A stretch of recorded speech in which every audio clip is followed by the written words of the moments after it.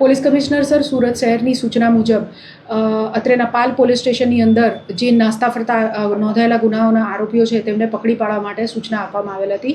તે અંતર્ગત પાલ police station દ્વારા 2 આરોપીઓની હાલ ધરપકડ કરવામાં આવેલ છે. આ ગુનાના કામે વિગત જોઈએ તો એક ગેંગ જે પાલીતાણાથી સુરત આવી એકલ લોકલ જે મહિલાઓ હોય, સિનિયર સિટીઝન હોય, એમને રિક્ષામાં બેસાડીને અને તેમના સોનાના દાગીના કટરથી કાપી નજર ચૂકવી વાતચીતમાં ફસાવીને ઉતારી લેતી હતી. આ ગેંગ વિરુદ્ધ જે ગુનો પાલ પોલીસ સ્ટેશનની અંદર માર્ચ મહિનામાં ફરિયાદ મળતા દાખલ કરવામાં આવેલ હતો.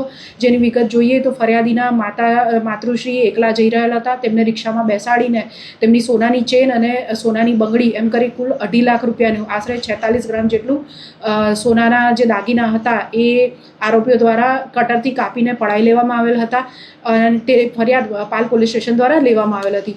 આ કામે અગાઉ કાશીરામ જાદવભાઈ સોલંકીની ધરપકડ પાલ પોલીસ સ્ટેશનમાં કરવામાં આવેલ હતી, જેની પૂછપરછ દરમિયાન અન્ય આરોપીઓના નામ ખોલવામાં આવેલ હતા.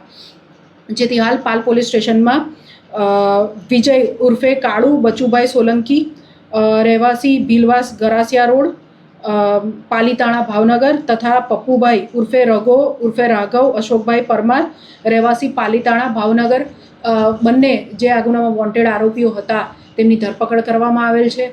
આ બંને આરોપીઓના રિમાન્ડ લઈ વધુ પૂછપરછ હાથ ધરી અન્ય આરોપીઓના લોકેશન તથા જે સોનાના ચેન હજુ સુધી મળી આવેલ નથી તે અંગે તપાસ પાલ પોલીસ સ્ટેશન દ્વારા કરવામાં આવી રહેલ છે.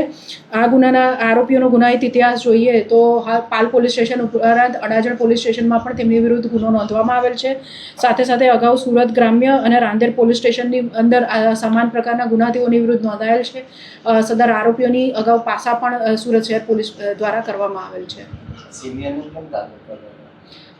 આ લોકોની જે એમઓ છે એ જોઈએ તો એ લોકો જે તે વ્યક્તિ હોય જેણે સોનાના દાગીના પહેરેલા હોય તેઓને વાતચીતમાં ફસાવીને તેમનું ધ્યાન ભટકે ત્યારબાદ તેઓના જે દાગીના હોય ને કટરથી કાપતા હતા.